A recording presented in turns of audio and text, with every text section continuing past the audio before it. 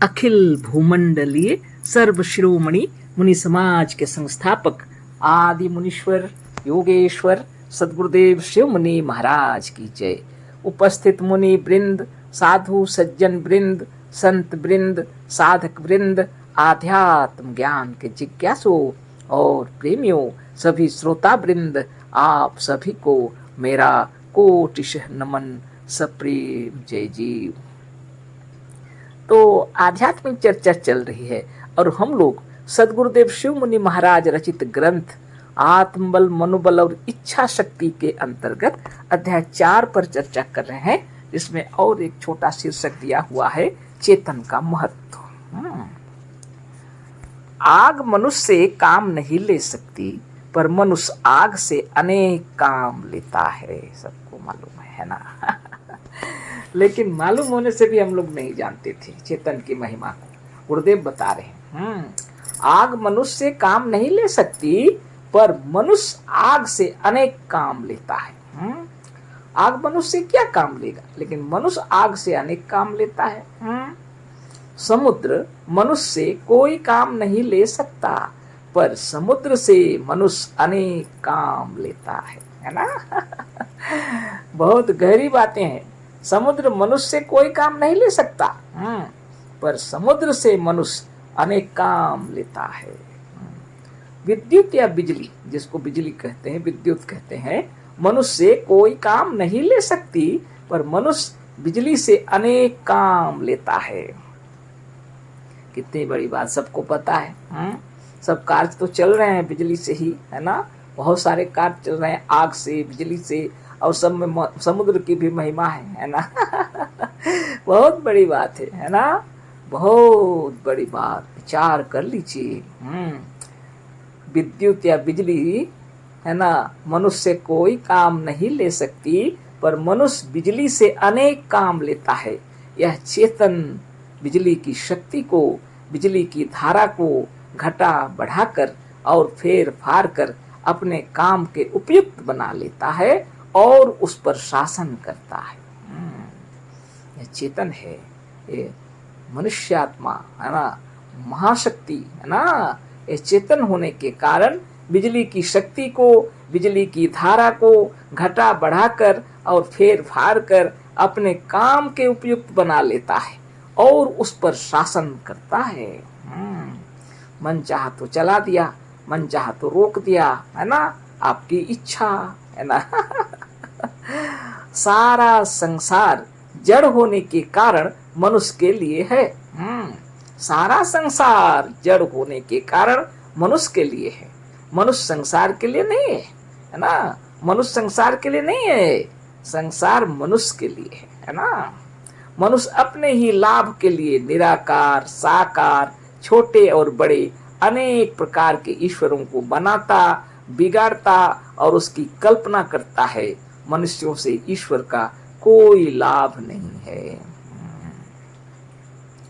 बहुत विचित्र बातें हैं। यदि इसको लोग समझ जाए, जीवन धन्य हो जाए।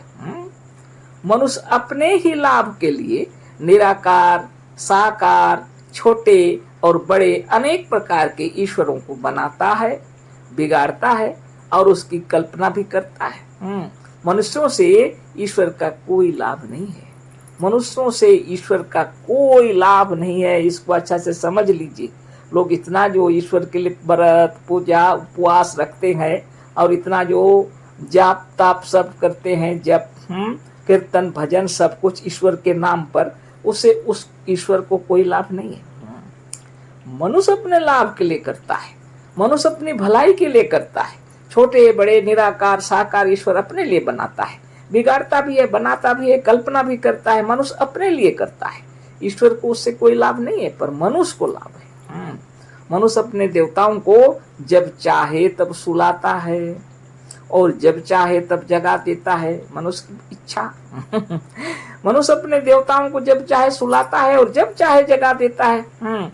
जब चाहे तब स्नान कराता, चंदन लगाता, बाल भोग लगाता और खिलाता है, और जिस दिन चाहे उस दिन भगवान को उपवास करा देता है। मनुष्य की इच्छा। जब चाहे तब स्नान करा देता है भगवान को, चंदन लगाता, बाल भोग लगाता और खिलाता है, और जिस दिन चाहे उस दिन भगवान को उपवास करा देता है। मनुष्य की इच्छा, मनुष्य की इच्छा हो तो उसे निराकार कह दे। मनुष्य की इच्छा हो तो उसे निराकार कह दे, इच्छा हो तो साकार कह दे, है ना। इच्छा हो तो उसे एकदम गायब कर दे। बहुत बड़ी बात है मनुष्य की इच्छा। मनुष्य अगर चाहे तो ईश्वर को निराकार कह दे, साकार कह दे, इच्छा हो तो उसे गायब भी कर दे। भगवान स्वयं कुछ नहीं करते, भगवान स्वयं कुछ करते ही नहीं, सब ये तो मनुष्य की कल्पना है। मनुष्य अपने भलाई के लिए, अपने लाभ के लिए इसकी रचना कर बैठा है। भगवान के वश में मनुष्य नहीं है, मनुष्य के वश में भगवान है ना। भगवान के वश में मनुष्य नहीं है, मनुष्य के वश में भगवान है, लेकिन लोग समझते नहीं। ईश्वर, परमेश्वर, देवता, देवी, भूत, प्रेत सब मनुष्य की कल्पना है। जितने ईश्वर हैं, परमेश्वर हैं, देवी देवता हैं, भूत प्रेत हैं, सब मनुष्य की कल्पना है। देवी को स्त्रियां कड़ाही चढ़ाती हैं। कभी कभी कोई कार्यक्रम चलता है ना, देवी को स्त्रियां कढ़ाई चढ़ाती हैं अपने लिए, है ना। अपने लिए कढ़ाई चढ़ाती है, देवी के लिए नहीं। देवी तो एक पूड़ी भी नहीं खाती। भक्त लोग भगवान को भोग लगाते हैं, भगवान के लिए नहीं, अपने लिए। इतना भोग लगता है, भगवान खाते हैं? नहीं खाते। कढ़ाई चढ़ाती हैं, देवी की स्त्रियां पूजा करती हैं, कढ़ाई चढ़ाती हैं, तो देवी तो एक पूड़ी भी नहीं खाती, सब अपने लिए करते हैं। नियम कानून सब मनुष्य ने बनाए हुए हैं, है ना। बैठ करके कभी एक जगह इकट्ठे हुए तो खाना तो पड़ेगा ना, तो तरीका बनाए हुए हैं। कभी भोग लगा लेते हैं, कभी पुण्य प्रसाद बना लेते हैं, कभी तरह के कार्य है भगवान के नाम पर, लेकिन खाने वाले अपने हैं। भगवान कुछ खाता नहीं। भगवान की पूजा करते हैं अपने लिए, भगवान के लिए नहीं। भगवान की पूजा भी अपने लिए करते हैं लोग, कि अपना परिवार सुखी रहे, धन धान्य से परिपूर्ण हो, यही सब सोच करके भगवान को रखे हैं उन्होंने, मनुष्य ने, और उसकी पूजा करते हैं। भगवान के लिए पूजा नहीं करते कि भगवान सुखी रहे, इसके लिए नहीं करते। भगवान आशीर्वाद दे सबको, सबके दुख दूर कर दे, परिवार में शांति हो, इसके लिए पूजा पाठ। सारा जड़ संसार और हर प्रकार के भगवान मनुष्य की सुविधा के लिए बनाए गए हैं। भगवान की सुविधा के लिए भगवान नहीं बने। सारा जड़ संसार जो बना है मनुष्य के लिए बना है, अपने लिए मनुष्य ने बनाए हैं। और हर प्रकार के भगवान मनुष्य की सुविधा के लिए बनाए गए हैं। भगवान की सुविधा के लिए भगवान नहीं बनाए। सबसे बड़ी वस्तु मनुष्य है, सबसे बड़ी वस्तु मनुष्य है। मनुष्य में भी जो महानता आई है वह आत्मा के कारण, उसके मन के कारण आई है। आई या यूं कहिए कि उसकी इच्छा शक्ति के कारण आई है। मनुष्य के अंदर जो महिमा है, मनुष्य के अंदर क्या है सो विचार कर लीजिए। सबसे बड़ी वस्तु मनुष्य है। मनुष्य में जो महानता आई है वह आत्मा के कारण आई है। आत्मा अगर न हो तो क्या करेगा यह शरीर? उसके मन के कारण आए। मनुष्य के अंदर आत्मा है, फिर उसके अंदर इच्छा है, मन है, तब जा करके कुछ हुआ ना। आई है, यूं कहिए कि उसकी इच्छा शक्ति के कारण आई है। अतः आपकी इच्छा, आपका मन और आपकी इंद्रियां और आपका चित्त यदि आपके वश में है तो आप जीवन मुक्त हैं। तो विचार कर लीजिए।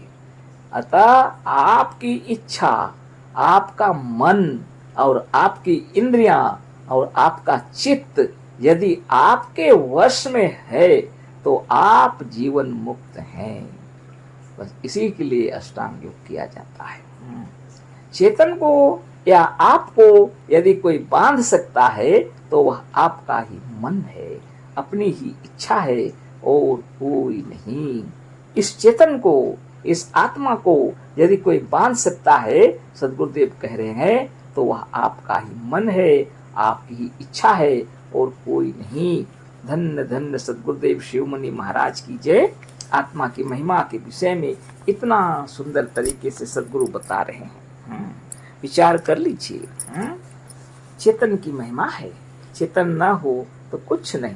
सारा विश्व, सारा जगत, सारा ब्रह्मांड आपकी चेतना से बनी हुई है, आपकी इच्छा से बनी हुई है, आपकी आवश्यकता है इसलिए बनी हुई है। सारा जड़ संसार आपके लिए बना हुआ है। जितने प्रकार के ईश्वर, परमेश्वर, देवी देवता, भूत प्रेत, सब कुछ आपके लिए बने हुए हैं। जितने प्रकार के नियम और कानून बने हुए हैं सब आपके लिए बने हुए हैं। व्रत, पूजा और उपवास सब आपके लिए बने हुए हैं। आपने स्वयं बनाए हुए हैं और आप उसी में फंस करके रह गए हैं। लेकिन वास्तव में इस सब में फंसना नहीं चाहिए। यम, नियम, आसन, प्राणायाम, प्रत्याहार, धारणा, ध्यान और समाधि, अष्टांग योग की साधन करते रहें। अहिंसा, सत्य, अस्तेय, ब्रह्मचर्य, अपरिग्रह, इसका पालन अवश्य करना चाहिए जीवन में, है ना। शौच, संतोष, तप, स्वाध्याय, ईश्वर प्रणिधान, यह नियम के अंतर्गत में आते हैं। तो नियम से अपने जीवन को चलाते हैं वही जीवन मुक्त होते हैं। आसन, प्राणायाम, प्रत्याहार, धारणा, ध्यान और समाधि, यह अष्टांग योग का पालन करेंगे तो ना तस्य रोगो न जरा न मृत्यु प्राप्त योगाग्निमयम शरीरम। सबसे बड़ी शक्ति आप हैं, है ना। अगर आपने इस सब का पालन करते हुए मन को अपने वश में कर लिया, अपनी इंद्रियों को अपने वश में कर लिया, अपनी चित्त को अपने अधिकार में कर लिया, तो आप जीवन मुक्त हैं। चेतन को कोई दूसरा नहीं बांध सकता, अपना मन ही बांध सकता है। इसलिए मन को अपने वश में करने के लिए, मन को शुद्ध और निर्मल बनाने के लिए सुबह सवेरे शौच से निवृत्त होकर आत्मा का ध्यान कर लेना चाहिए। सर्वप्रथम आप ध्यान करके अपने आप का ध्यान कर लीजिए, अपने आप की महिमा को याद कर लीजिए और जितना हो सके, जितना जानते हैं, चक्र भेदन तो अवश्य करना चाहिए और नहीं तो नहीं जानते हैं तो एक्सरसाइज कर लेना चाहिए ताकि शरीर में संचार हो रक्त का। और रक्त क्या है? प्राण ही का रूप है। सारे शरीर में भ्रमण करना है प्राण शक्ति को, है ना। नख से शिखा तक, शिख से नख तक, सारे शरीर के रोम रोम में प्राण शक्ति रक्त के रूप में दौड़ रही है। छोटे बड़े सेल्स को सभी निर्मल और निरामय हो जाएंगे, है ना। और शुभ विचार और शुभ भावना, यही वास्तविक में पूजा है। इसी को आप अपना लीजिए तो जीवन धन्य हो जाएगा, है ना। चेतन की महिमा अपार, सदगुरुदेव की कृपा से सद्ज्ञान हो गया। आत्मा की महिमा को हम लोग जाने, तो इस महिमा की महिमा को, आत्मा की महिमा को बरकरार रखने के लिए निरंतर ध्यान तपस्या में रहना चाहिए। ऐसे शारीरिक व मानसिक परिश्रम के द्वारा, जिससे यदि आप धनोपार्जन भी करते हैं, जिससे दूसरों का उपकार हो, उसका भी ख्याल रखना चाहिए। और जीवन में सबके साथ प्रेम से व्यवहार करना चाहिए, है ना। किसी को पीड़ा ना हो, इसका ख्याल रखना चाहिए। यही यम नियम पालन है, यही अष्टांग योग है। चक्र भेदन भी इसी में हो जाते हैं। अगर नहीं मालूम है तो सीख लेना चाहिए। तो आज इतना ही है, छोटा सा शीर्षक कंप्लीट हो गया। कल फिर चर्चा करेंगे।